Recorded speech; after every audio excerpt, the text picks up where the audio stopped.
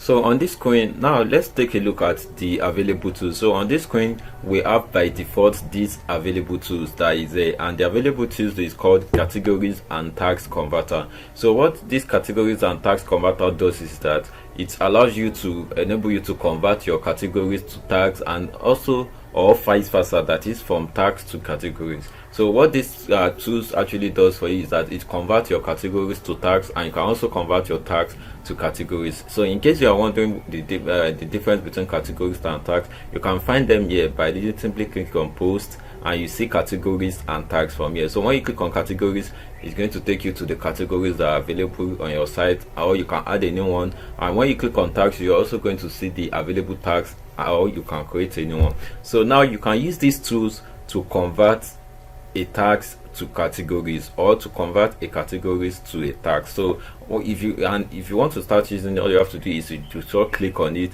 and it's going to enable you to be able to convert your categories to tags, or convert your tags to categories.